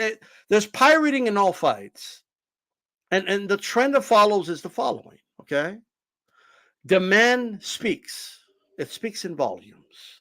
If a fight sells a lot of pay-per-views, over 1 million, those fights are also the most pirated, all right? The fights that don't sell very well are the least pirated. There isn't a trend that, the more it's pirated, the least pay-per-views it sells, and vice versa. No, that's not the trend. The trend is all about demand, just like NFL football. NFL football is the most pirated sport in America, and soccer, aka football, is the most pirated sport in the world, all right? Yet they're the most watched. They're the most profitable because it speaks to demand, all right? I just wanted to say that because I want to say the following. David Benavidez versus Canelo. See, it's not about Benavidez and what he sells. It's not about David Benavidez, what he does on his own. It's not about it's not even about David himself. It's the idea of David Benavidez, which may be true, right? And that idea is what Stephen A. Smith talks about, what Paulie Malignaggi talks about, Teddy Atlas, a lot of the Mexican legends. This is the fight to make. Does Canelo not want to fight this guy? Why is he avoiding? I don't even agree with his narratives, but this is what they're saying. He's been avoiding this guy for like 3-4 years. He's been a mandatory. Like they increase how long he's been a mandatory every day. Like they're on 3 years now. He's been a mandatory for 3 years. And he hasn't fought him in the ring yet. What's going on? What, is Canelo scared? Does he not want to fight him? What's going on? Right? That's what's going to sell the fight. It's the idea of a force of nature that's going to dethrone Canelo, right, and present a real threat to him. That's what's selling that fight. That's what it is, all right? Just like, and a perfect example is Juan Manuel Marquez, who only sold 50,000 pay-per-views with Casa Mayor, right? The arena was half empty. What's going on? Well, why doesn't Juan Manuel Marquez sell pay-per-views? What's going on? Is he not a star? Is he going to sell what? Guess what? Third fight with Pacquiao did over 1 million. Fourth fight with Pacquiao did over 1 million. After the Casamayor fight, he fought, I believe, Juan Diaz, and then after that, okay, he fought Mayweather, and it did over 1 million. Right? He was a good dance partner given the circumstance at the time. Benavidez is the right fighter at the right time for Canelo Alvarez. All diehard fans know that. A lot of casual fans kind of agree with that, but it's more so the idea of Benavidez. But someone who can kind of take food from the table, Benavidez, is Crawford. He's this unexpected, another force of nature that has unexpectedly risen, right? Well known by boxing fans, well respected by a lot of sports fans, right? And they see him and they say, and please don't underestimate how casual fans don't understand weight classes. Like, if you think you're going to tell a casual fan, well, he's moving up their weight classes, they don't know what the hell that means. A lot of casuals want to see Lomachenko versus Canelo. Like, it is what it is, okay? That fight, I believe, is going to have more individuals saying the following. I think Crawford could pull it off. You have people saying, no, I think Crawford could win this fight. I'm not even kidding. I'm not joking. I think he could win this fight. You have professional boxers saying, not that it's a tough fight, not that Canelo's avoiding that. That's one thing. But they're saying, I believe Terence Crawford can outbox Canelo. Canelo, he's slow on his feet. It's a worse stylistic matchup you could put him in the ring with. And that is a selling point that I believe sports fans will get behind, right? And for that reason, I do believe it would do even more than the Benavidez fight. Although I agree with Calix, there's no way for us to know. What I will say is this. History doesn't quite prove the theory that if you put a Mexican against a Mexican, it sells more than everything else. That's just historically not true, right? Chavez Jr. Canelo did do 1 million. It was good business, right? But it didn't compare gate-wise or monetary-wise to the Golovkin fight, right? It just didn't.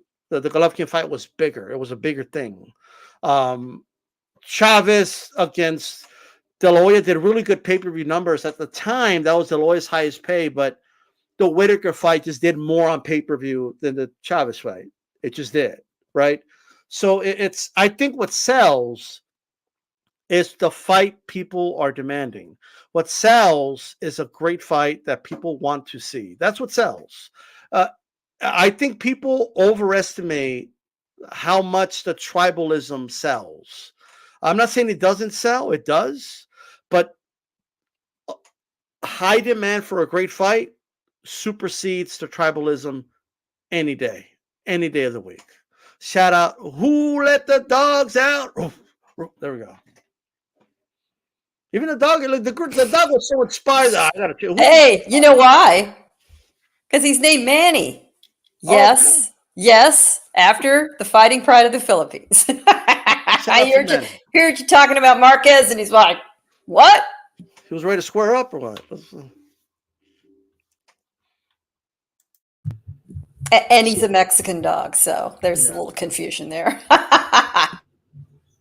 So Danny, we even have Stephen A. Smith, who was probably the most popular sports analyst in America in his space. First Take is the most popular show in sports right now, right? Talk show in sports. And he's talking about David Benavidez. So he's putting David Benavidez's name out there. So you know, if Stephen A. Smith is calling for this fight, then this is a big fight with David Benavidez. But again, you have Terence Crawford, who brings his own market value as well, coming off the Spence victory. What's bigger in your opinion?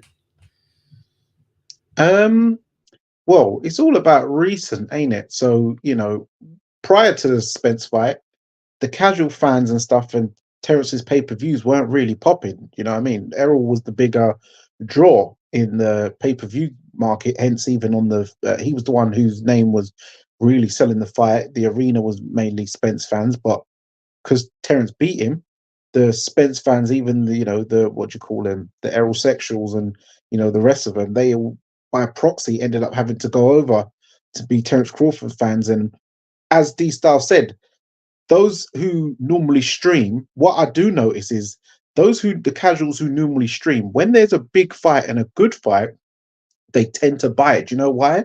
Because even they think, do you know what, I don't even want to chance this stream, because normally when you have a good fight, something funny happens. Like when it was the Saudi card in December, all of a sudden the main event, Anthony Joshua versus Otto Wallin, some of you must have saw on Twitter, it was going mad. Hey, what happened? What happened? I'm going to call my server. It's like, how are you going to call this the legal server guy? Like, you should have bought the pay-per-view, sunshine.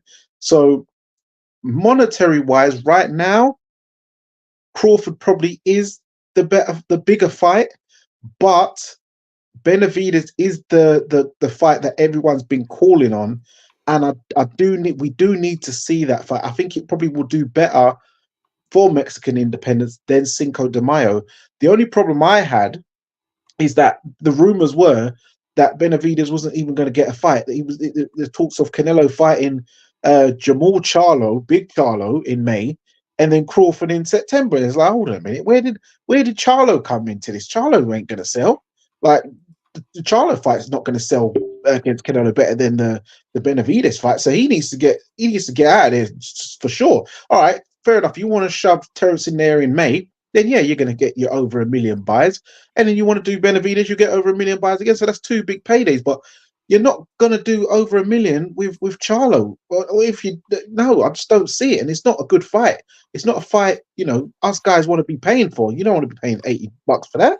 So yeah, if he wants to put the Terence one in first, then fair enough. But you've got to have Benavidez in September. It's got to be this year, because you not only got Stephen A. Smith saying it, you've got Mike Tyson campaigning it. He's pushing it heavy as well. The Mexican monster, fight him. Say that, everyone's pushing it. El Monstro has to get his shot.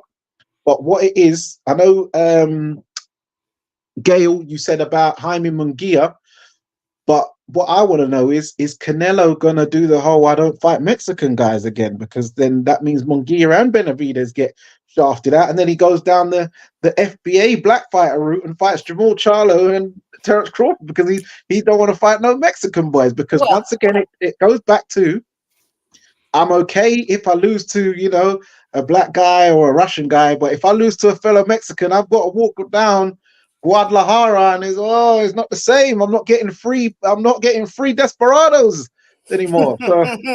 Well, Jeffrey and I both know Canelo does not live in Guadalajara. He lives around the corner.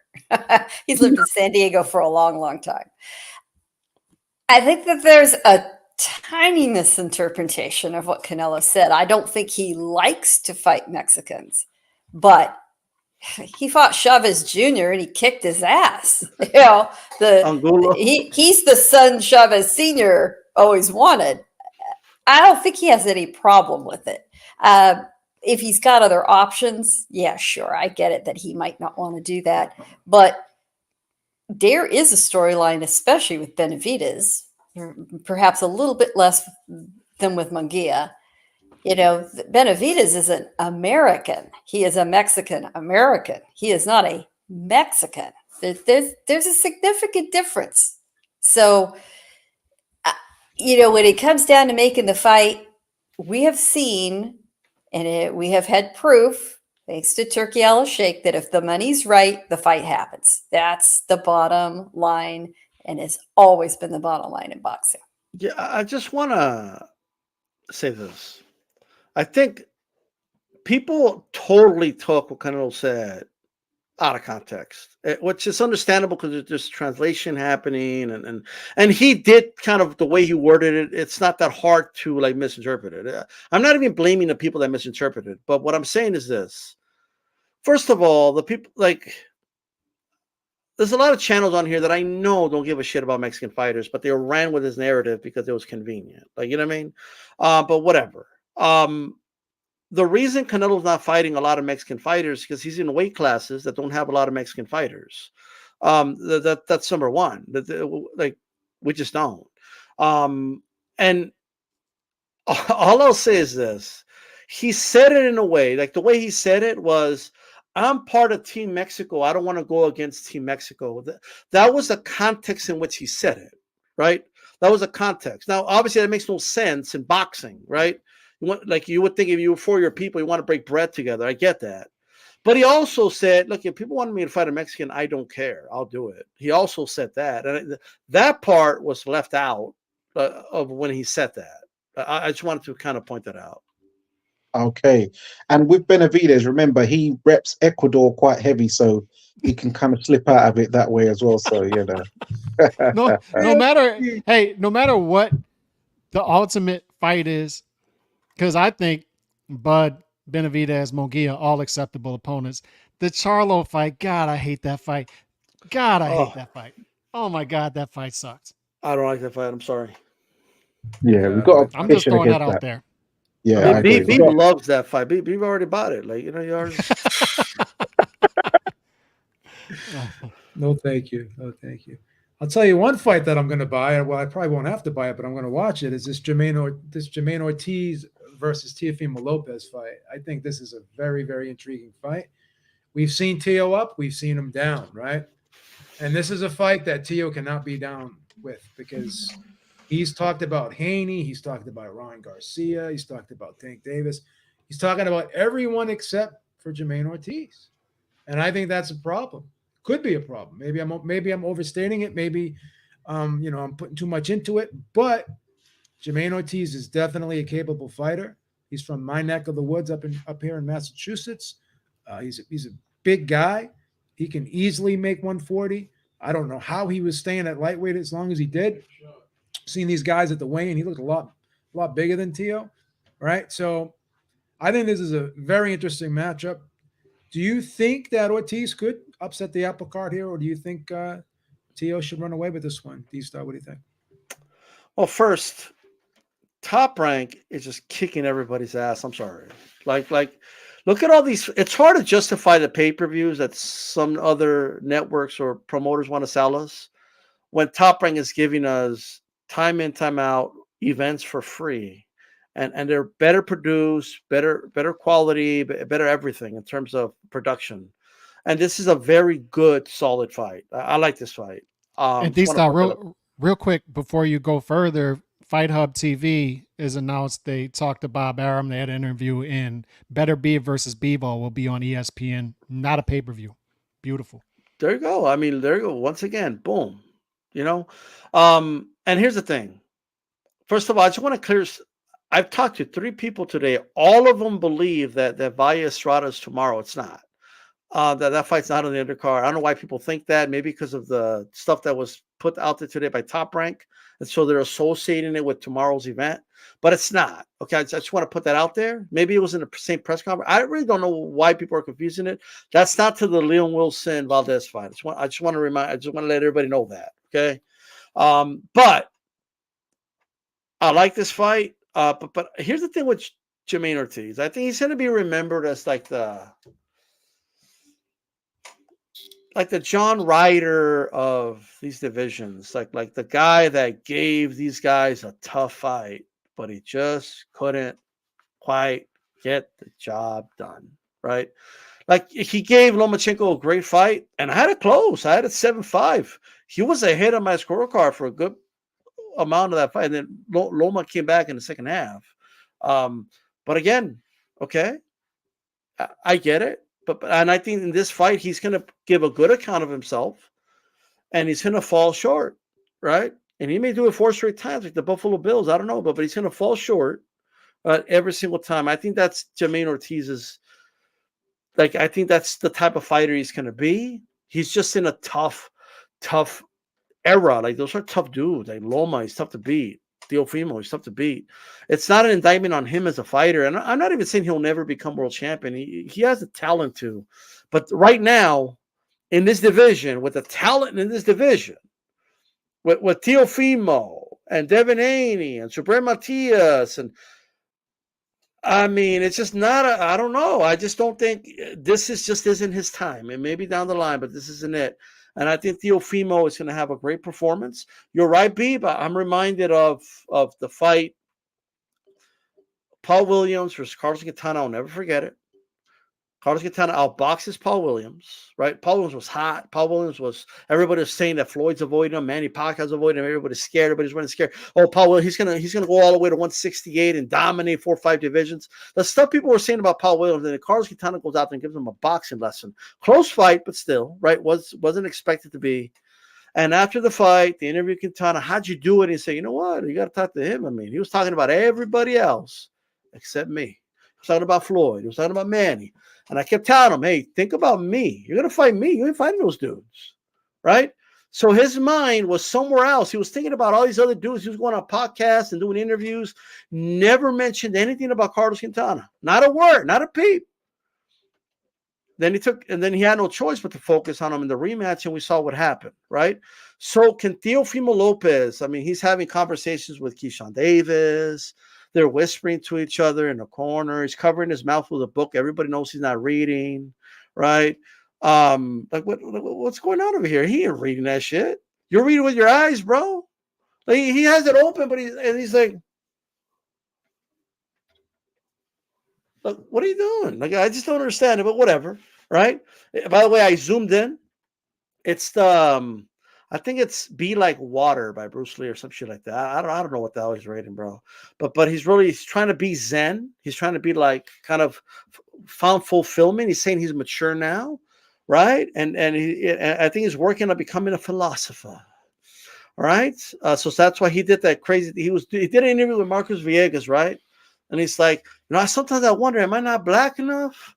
And he paused. He's like, am I not white enough or Latino enough? We're all human. I mean, what do you do? I guess he made up for it, but it is what it is. Tio, just stop. Okay, just chill out. Let your fist do the talking because that's where he's phenomenal, right? Focus on Jermaine Ortiz. With all that said, I think he pulls off a decision. I think he wins an 8-4 type decision, in my opinion. It'll be tough for the first half, and I think Teofimo will take over in the second half. Kind of similar to the Loma fight. That's how I see it. I don't know, man. Is Jermaine Ortiz the little engine that could here, like D-Style says? Jermaine Ortiz is the John Ryder of his division. Good effort. Always comes in shape. Always ready to go. Has the potential. Doesn't always get there. And shout out to John Ryder, who just retired. It was the right time for him. And he, as he said himself, it's been a great career for a kid from Islington. So bravo to John Ryder. But yeah, I think Jermaine Ortiz is in a bit of the same category. I don't know what interviews you were listening to. I've heard him talking about Ortiz, and he has certainly been asked about Ortiz, particularly because 9 years ago they fought in the Golden Gloves. So they have been in the ring together. And Lopez's position is, listen, in all that time, he really hasn't changed a whole lot. He's the same guy I fought in 2015, and I've changed a lot more than he has. And for once, I don't consider that bombast. I think that he's absolutely right.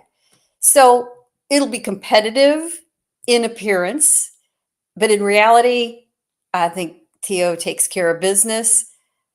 The one thing we all have to be praying for. Are you with me? Are you ahead of me? We cannot have another Stevenson de los Santos disaster.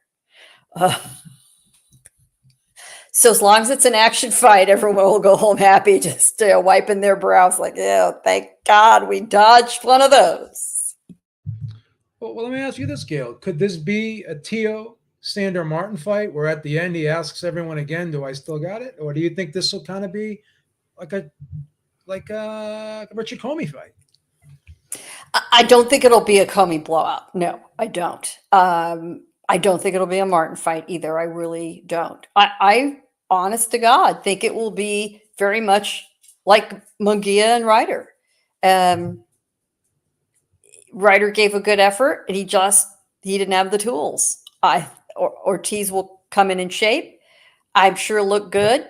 And we all know that anything can happen in boxing. We see surprises all the time. I just don't think we will. But truly, the main objective here is that Lopez looks in form, and Ortiz is not Edwin De Los Santos. Honestly, that is a low bar, and I'm confident they'll at least get across that bar, and they need to. So, Danny, usually when you have like two guys who know each other well, right, and they've sparred each other time and time again, sometimes it can be like a chess match, right? Both guys know each other, and each guy is concerned about who's going to make the first mistake, right? Or you can also have a situation like Joshua versus Wallen. I know this guy so well that I know his weaknesses. I'm going to get to him. I know how to dissect this guy. With this type of situation, something just tells me this is going to be a nail biter, in my opinion. I think Teo will probably win, but I do think it's going to be like one of those fights where, wow, this was really competitive here. What do you think?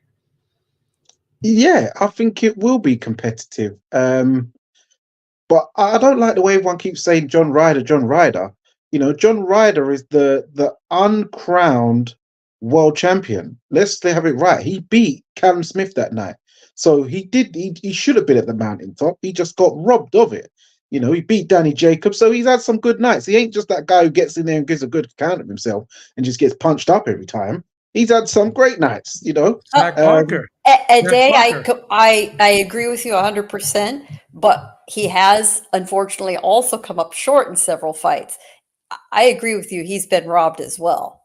But the bottom line is what the record says, and I think Ortiz is in the same position in that same way to potentially look good and still lose. Yeah. On paper, I think he will probably lose on points, but Teo, he never really has it easy. Even when he does win, you know, when he was beating Lomachenko towards the end, he was getting tagged up a lot.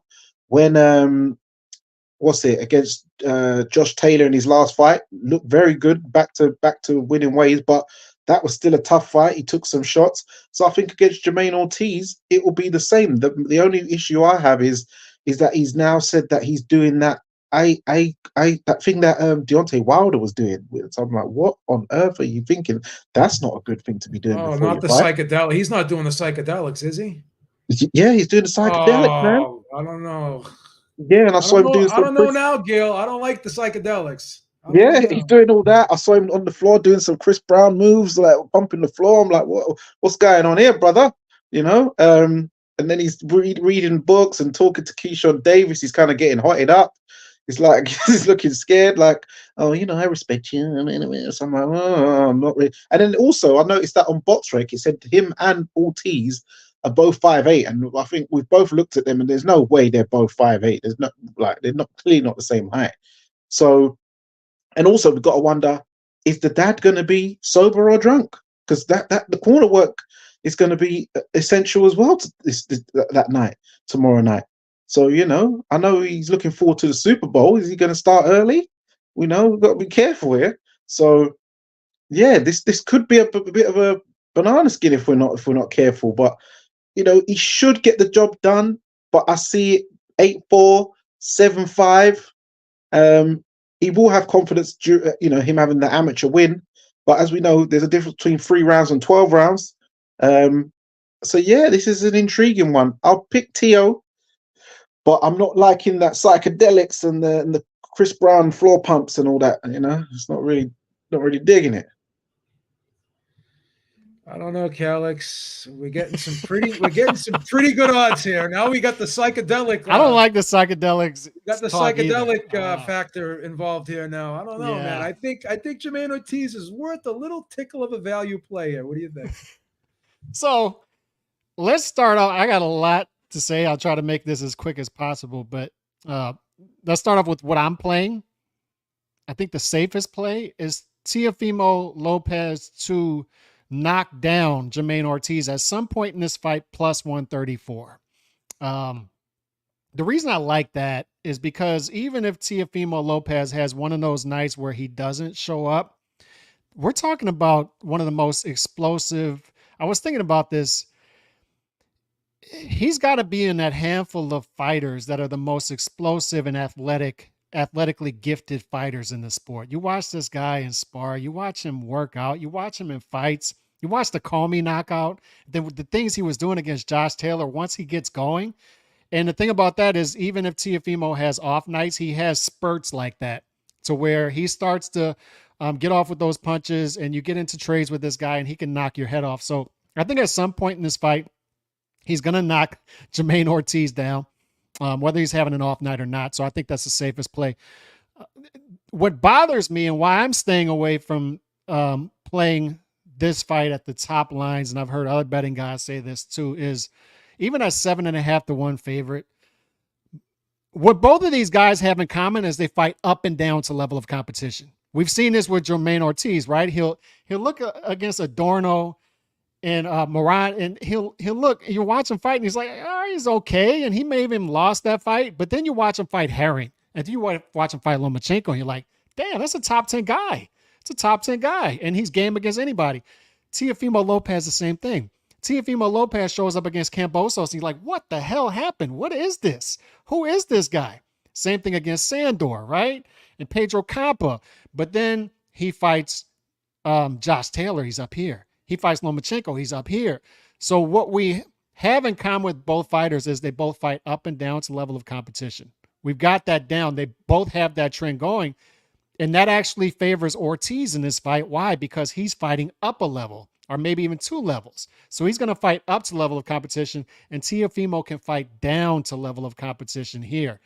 This is what I want to see from Teofimo. There's also a trend of top level pound for pound type guys putting on pound for pound performances. We've seen it with Inoue. We've seen it with Bud, right? We've seen it with Better Biev recently.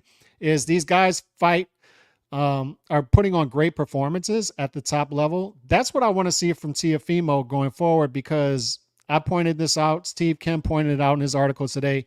We know now that when Teofimo is on his game, he's one of the best fighters in the sport. And when he fights another great fighter, that's going to come out of him. What we need to see is, in order for him to create that separation against other top fighters pound for pound and be a top division guy long term, we need to see him show out in fights like this tomorrow night. We need to see him show out against Jermaine Ortiz. He didn't do it against Sandor. He didn't do it against Pedro Campa. He didn't do it against Kambosos. We need to see him show up in fights like this in order to say, okay, this is a top 5 pound for pound guy. Now, we need consistency from him. Consistency. That's what we want to see from Teofimo. The outside the ring stuff is going to come with him. We've talked about this. That comes with the Teofimo package, right? We're going to hear these cornball things and him saying, I need $100 million to get me in the ring. And then he'll say in the very next breath that I fight for legacy, not for money. That stuff comes with it. But we need to see consistency in the ring with Teofimo. And that's what we need to see. And hopefully we get that tomorrow night. But to answer your question, B, I don't really know. I think we'll get a good fight. My instincts tell me Teofimo is going to show out, but I'm staying away from the betting lines at the top. I'm just playing that knockdown play, and that's it. And I want to say this too, real quick. ESPN has to get to this fight earlier in the night than they did with that Shakur stuff. Like the co-mains are starting at 10:30 Eastern. I don't want to see 27 Mark Kriegel segments. Please, for the love of God, can these dudes get to this fight on Thursday night? Do you want them to fan you too and bring some grapes? Anything else with that, Kelly? They gotta. This is a Thursday night card, D-Style. It can't turn into a Friday morning card. That's all I ask. Look, you're on the West Coast. Hot Boxing Minutes on the West Coast. Gale's on the West Coast. That doesn't affect y'all as much. Look, Central Time, Eastern Time, you guys got to get to it. Like, come on. It's a school night. They're waiting for the dudes in the UK to wake up so they can watch the fight. Yeah, if Kriegel starts going on those soliloquies, we're in trouble, man. I'm going to throw stuff at my TV if that happens. Be in trouble. So you don't want to learn about, like we just learned about Gail's dog, right? I don't want to. You don't want to learn about the dog of Jermaine Ortiz and Teofimo Lopez and a special on them? It's always the same thing with this guy. Like, it's always this guy's whole family died in a car crash, and they all Man. start crying. And it's always that stuff. Like, can we just watch the fighters fight? Plus got a dark Please. side. Shit. UK guys are not staying up. Those who have jobs, because that will be on at 5 a.m. That's too early. No one ain't waking up that time. So we'll just have to catch it on the YouTube or the highlight or something. The best part is that when they're trying to sell the fight to the people that are already tuning in, that's the best part. I'm like, I'm already here. You know, I gotta say, Jeff Calix articulated that beautifully, because that's exactly what I was thinking. Like Ortiz is looking at this fight and saying, not Ortiz, I mean Lopez is looking at this fight and saying, I'm fighting my sparring partner. And Ortiz is looking at it and saying, this is the future. If I get past this guy, sky's the limit. And Ortiz is looking at it differently. I think Lopez is totally going into this saying, I know this, he's my sparring partner. I know this. He hasn't changed. He's already downplaying the fight. And Ortiz is like, no, I'm locked and loaded. I'm ready to go. So this is where I'm skeptical of this fight a little bit. I'm looking at this saying something doesn't really feel right to me here, but I don't know, man. What do you think? Well, nothing. Does anything ever really feel right with Teofimo Lopez, Mr. What does he say? Aim for death, because that is where life begins. Ayahuasca in the rainforest and all that good stuff. You never know with Teofimo Lopez. I think most of us thought he was going to lose that fight with Josh Taylor. Going into it, he was saying a bunch of erratic stuff that didn't really make any sense. And in the end, it turns out he's sly as a fox, and he put on the performance of a lifetime. If you were to get like a graph depiction of his performances in an X and Y axis, it would look like shark teeth. 1 minute, you know, he's fighting Matayoshi, what's his name? Whatever the Japanese dude was that he had a problem with his reach and his jab, and then he does the one-punch knockout with Kome, and then he's about Nakatani. Yeah, Nakatani, and then he fights Kome and has the one-punch knockout. Then suddenly he has the performance of a lifetime against Lomachenko, and then he gets beat by, George Kambosos. It's like, it's crazy. That's his performances look nuts, and I think that's part of his appeal. He's like, kind of reminds me of James Toney. Like, which Teofimo Lopez are we going to get? Are we going to get the guy that balls on Michael Nunn and Evander Holyfield? Or are we going to get the guy that loses to Montel Griffin? Like, which Teo shows up? And have we seen Teo pull off 2 pound-for-pound performances back-to-back? Like, he beat Lomachenko, and then all of a sudden, well, what the hell happened there? He's in a corner after his fight asking himself, does he still got it? And, he just came off that fantastic performance against Josh Taylor. Can he pull it off a second time? Is he overlooking Jermaine Ortiz? I like Jermaine Ortiz. I started following Jermaine Ortiz after he was on the Roy Jones Jr. Mike Tyson card. I got a chance to interview him after his fight with Nahir Albright. Popped my collar. I was the first one to announce that he had the fight with Jamel Herring, because I actually got to him the morning he found out about that fight. And, he's been on an upswing ever since he missed weight. And, they both have a mutual opponent in Vasyl Lomachenko. Teofimo used his size to kind of bully Lomachenko, and Jermaine Ortiz was out Lomachenko up until his cardio started to give out. That was his first time in a 12-round fight. Any variable can go in this fight. If Teofimo is overlooking Jermaine Ortiz in any way, shape, or form, Jermaine Ortiz is going to run away with this. But also the house and the money and all that stuff is on Teofimo Lopez to win this fight too. So that's also something that's got to be factored in, I think, a little bit. And I would love for the apple cart to get turned over and Jermaine Ortiz to pull off the upset here against Teofimo Lopez. But I'm not sure if that's going to happen. I think Teofimo Lopez is going to end up winning a controversial decision. And the key is who can implement their game plan. Can Teofimo use his off rhythm, his kind of Emmanuel Augustus-esque type of rhythmic patterns to throw off Jermaine Ortiz in his very strict, movement with the angles and the lines like Lomachenko? And how will that be affected by Teofimo's cross guard or whatever that is he tries to emulate that George Foreman and Archie Moore used to do?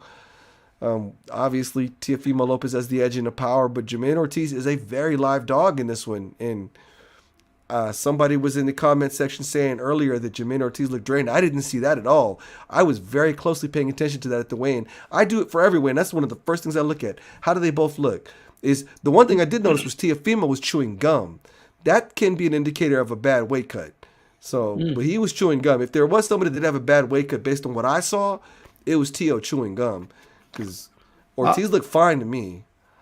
I just want to say really quick. So Jeff, you're not confident because he's reading that book, Be Like Water. Like, you don't think he's going to get inspiration from that and pull off this win because he's. I really don't know. reading You this book. can't gauge Teofimo. He's clearly like he's very he's unpredictable, which is part of his appeal. You can't. What is I thought Teofimo was going to lose going to the Josh Taylor fight. That taught me that Teo's capable of anything because he was talking crazy going to the Josh Taylor fight. Which arguably he should have got Performance of the Year for that because unlike Terence Crawford and Inoue, nobody expected Teofimo to win that fight. Be like water, be like ayahuasca in the Amazon basin. So I would love for Jermaine Ortiz to win because I think Jermaine Ortiz is a good dude. He's just kind of a quiet, focused family dude. He doesn't party, none of that stuff. Jermaine's a quiet dude, dedicated to his craft. Of course, they've got the history of that 2015 Golden Glove. They came from the Northeast in that amateur circuit, and in the same that Teofimo has his scalps, so does Jermaine Ortiz in the amateurs. I mean, he beat Richardson Hitchens amongst others in the amateurs and fought a whole slew of guys, Jerron Ennis and other people whose name I'm forgetting. But I would love for Jermaine to pull this off. If he does pull it off, it would be by decision. Wouldn't shock me. I don't see Teofimo getting a knockout win or a stoppage win.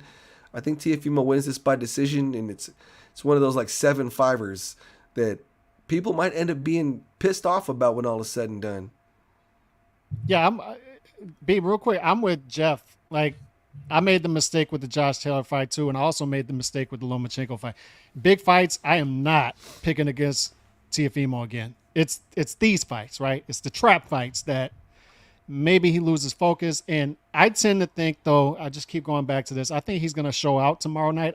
I hope so for boxing's sake, because I think Teofimo Lopez being in the mix is great for American boxing, and I hope he can sort of blossom into that star. Because I don't know, you can answer this. Can you think of a handful of fighters more explosive and athletically gifted than this guy? No, I remember when D-Style and myself were breaking this fight down with him and Lomachenko. That was the thing we were focused on. Like, he's just a very adaptive, reactive fighter, and off that adaptive, reactive element of his game comes the explosiveness, right? The way he can just transition so quickly. That's and it's not only that. That's a God-given gift. And y'all nailed that, but it's not only that. He cut off every angle of Lomachenko. It wasn't just the size. It was the foot speed, but it's also the foot placement. The footwork is. You can tell this guy has the proper schooling, right? Because it's not. Ryan Garcia is fast, right? But he has no idea what to do in there. This guy is technically sound when he's locked in. Well, that's the adaptive, reactive element. Because every time Lomachenko moved, Teo faced him. He moved with him. And he beat him to the spot every time. That's just instinct. You know what I mean? But I just got to say one thing. Death isn't the end. It's the beginning of a new chapter. And with that being said, I want to thank the chat. I want to thank the panel. This was a great night, and I enjoyed it. And we'll see you next week. Peace out, everyone. Peace.